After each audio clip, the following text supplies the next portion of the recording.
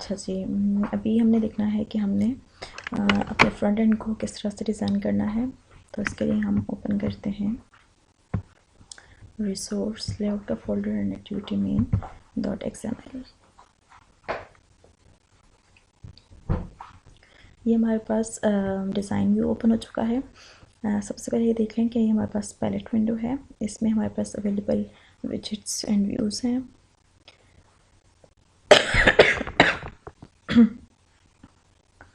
Then मेरे पास आ रहा है कंपोनेंट ट्री। कंपोनेंट ट्री में हायरार्की डिफ़ाइन होगी, जितने भी मैं लेआउट्स और कंट्रोल्स वगैरह ऐड करूँगी। हमारे पास जो पेरेंट है कंपोनेंट ट्री में, वो है कंस्ट्रेंट लेआउट, यानी हम कंस्ट्रेंट लेआउट को यूज़ करते हुए अपनी ऐप को डिज़ाइन करेंगे। हमारे पास डिफरेंट टाइप के लेआउट्स अवेलेबल हैं, linear layout, relative, table, absolute, list view, grid. But जो अपडेटेड वर्जन आ रहा है एंड्रॉयड का, एंड्रॉयड स्टूडियो का, उसमें यूज़ हो रहा है कंस्ट्रेंट लेआउट। ये रिलेटिव लेआउट का ज़रा अपडेटेड वर्जन है, फ्लेक्सिबल वर्जन है। इसमें ड्रैग एंड ड्रॉप जो है वो ज़रा हमारे लिए ईजी है। अगर तो हम कोडिंग के थ्रू फ्रंट एंड डिज़ाइन करना चाह रहे हैं, XML के थ्रू फ्रंट एंड डिज़ाइन करना चाह रहे हैं, वो भी हम कर सकते हैं। बट अगर हम ड्रैग एंड ड्रॉप करके डिज़ाइन करना चाह रहे हैं तो वो ऑप्शन भी हमारे पास इसमें अवेलेबल है। अच्छा, पैलेट में से मैंने लेट से टेक्स्ट व्यू उठाया और मैंने अपने स्क्रीन पे ड्रॉप किया। इसको मैं पहले वाले टेक्स्ट व्यू को मैं कर देती हूँ डिलीट। यहाँ से मैं टेक्स्ट व्यू उठाती हूँ और इसको मैं ड्रॉप करती हूँ यहाँ पे। अब जैसे ही मैंने टेक्स्ट व्यू ऐड किया,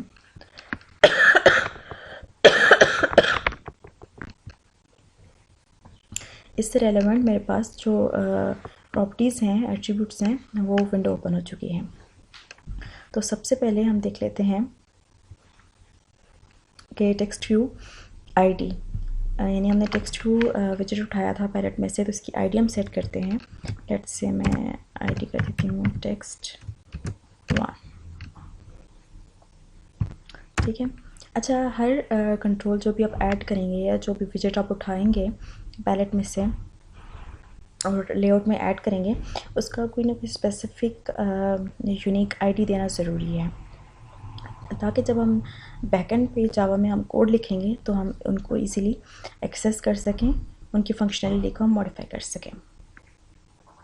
अच्छा, आईडी तो हो गई। इसके बाद मेरे पास आ जाती है एट्रीब्यूट्स में विड्थ एंड हाइट, यानी जो मैंने कंट्रोल ऐड किया है उसकी विड्थ क्या रखनी है और उसकी हाइट क्या रखनी है।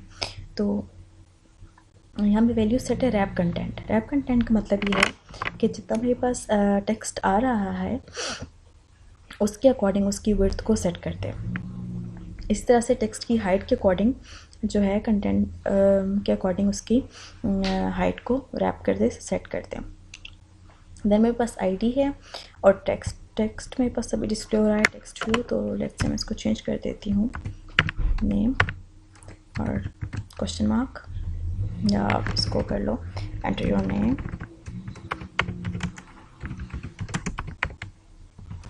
क्वेश्चन मार्क, एंटर करें। तो देखें अब टेक्स्ट व्यू में वो टेक्स्ट चेंज हो चुका है, बट अभी वो बहुत स्मॉल साइज़ है उसका हम साइज़ चेंज कर लेते हैं टेक्स्ट का। स्क्रॉल डाउन करेंगे हम अपनी एट्रीब्यूट को और यहाँ पे हमारे पास काफ़ी सारी प्रॉपर्टीज़ आ रही हैं, आप इनको एक्सप्लोर करें। मैं चली जाती हूँ टेक्स्ट साइज़ पे और ये आ गया टेक्स्ट साइज़। यहाँ से मैं 14 के बजाय 24 सेलेक्ट करती हूँ। तो ये देखिए मेरे पास इसका टेक्स्ट साइज़ बड़ा हो चुका है। अब उसी के अकॉर्डिंग उसने अपना रीजन स्क्रीन पे ले लिया है। बट देखिए कंपोनेंट ट्री में आए तो यहाँ पे मेरे पास एरर आ रहा है। इस पर मैं क्लिक करती हूँ तो एरर क्या है कि the view is not constrained horizontally, at run time it will jump to the left unless you add a horizontal constraint. अच्छा, वैसे तो ये होता है कि आप जब भी कोई व्यू ऐड करते हो या कोई कंट्रोल ऐड करते हो अपनी स्क्रीन पे तो कंस्ट्रेंट्स नहीं ऐड हुए होते उसके। तो क्या होता है, अभी तो इसकी position let's say centre of the screen आ रही है, बट जब आप इसको रन करते हो तो बाय डिफ़ॉल्ट ये इस पोजीशन पे मूव कर जाता है। तो हमने क्या करना है, जब भी कोई व्यू कोई भी विजेट ऐड करना है अपनी स्क्रीन पे तो उसके कंस्ट्रेंट भी सेट करने हैं, यानी उसकी पोजीशन सेट करनी है relative to the parent layout. तो अभी वर्टिकली तो ये टॉप कनेक्टेड है, बॉटम से कनेक्टेड है, तो मैं हॉरिजॉन्टली इसको सेट करती हूँ इस सर्कल पे क्लिक करके टू द पेरेंट, और यहाँ से भी मैं राइट क्लिक करती हूँ और टू द पेरेंट मैं इसको कनेक्ट कर लेती हूँ।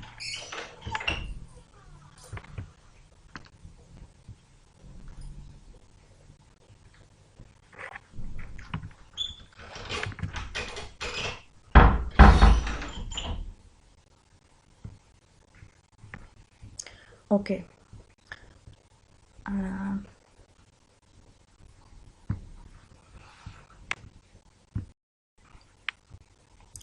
ठीक है जी। ये हो किसी कंस्ट्रेंट्स ऐड। अच्छा, अगर तो मैं इसका साइज़ यहाँ से बड़ा करना चाह रही हूँ तो मैं कंट्रोल को सेलेक्ट करके यहाँ से भी इसका साइज़ बड़ा कर सकती हूँ, ठीक है। तो फिर क्या होगा, जो आपने रैप कंटेंट किया था वो चेंज होके फिक्स्ड जो है वो डेसी पिक्सल इसको अलॉट हो जाएंगे, असाइन हो जाएंगे। बट हमने ये नहीं करना, तो हम वापस रैप कंटेंट करते हैं, हाइट को भी और विड्थ को भी। ये तो हो गया हमारे पास टेक्स्ट व्यू, और उसके कंस्ट्रेंट भी हमने सेट कर लिए हैं, यानी उसकी position according to the screen parent हमने सेट कर ली। फिर अब हमने करना ये है कि हम एक बटन ऐड करते हैं। यहाँ से मैंने बटन उठाया और लेट्स से इसको मैं पोजीशन दे देती हूँ ये।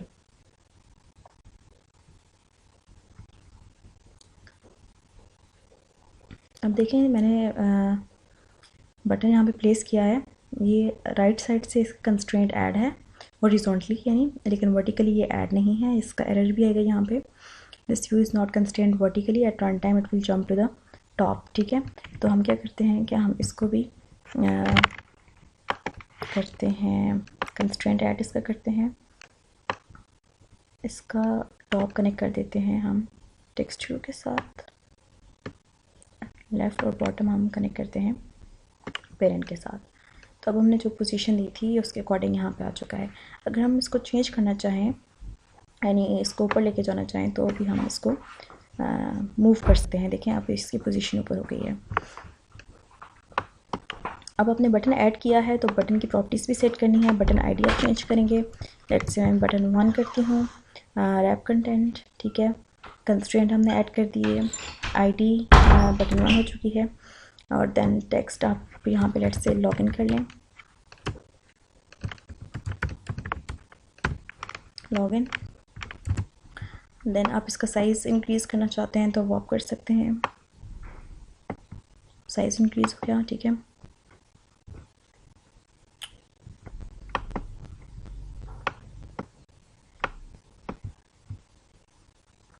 अच्छा, एक ऑप्शन तो ये है कि आप मैनुअली ख़ुद से कंस्ट्रेंट ऐड करें, यूज़र खुद से ऐड करें, और दूसरा ऑप्शन ये है कि आप यहाँ से अपने कंट्रोल को सिलेक्ट करें और इस आइकन पे क्लिक करें इन्फर कंस्ट्रेंट, तो ये भी जो बेस्ट सूटेबल कंस्ट्रेंट होंगे आपके कंट्रोल के साथ ऐड कर देगा।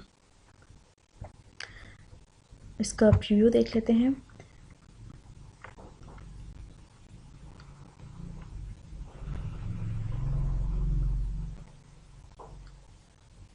जी, तो ये आ रहा है हमारे पास, ठीक है, इसको बंद करते हैं। अच्छा, अभी तो हमने देखा है कि फ्रंट डिज़ाइन देखा है अपने XML का लेआउट का। अगर मैं कहूँगी हमने कोडिंग की तरफ जाना है तो उसके लिए हमारे पास टॉप राइट पे ये 3 आइकन्स गिवन है। अभी सिलेक्टेड है डिज़ाइन, और अगर मैं इसको सिलेक्ट करूँ तो ये स्प्लिट कर देगा डिज़ाइन और कोड को। एक साइड पे मेरे पास कोड आ रहा है, एक साइड पे मेरे पास डिज़ाइन आ रहा है, और अगर मैं कोड पे ले जाऊँ तो ये सिर्फ मेरे पास जो है वो बैकएंड XML का कोड आ रहा है, ठीक है। तो आप स्प्लिट कर लें, ज़्यादा बेहतर ऑप्शन है कि आप जो जो चेंजेस यहाँ पे करेंगे उसके अकॉर्डिंग आपके बैकएंड पे भी चेंज आता रहेगा, या अगर आप कोड लिख रहे हैं और देखना चाह रहे हैं कि उसके रेलेवेंट क्या चेंज आ रहा है तो आप देख सकते हैं।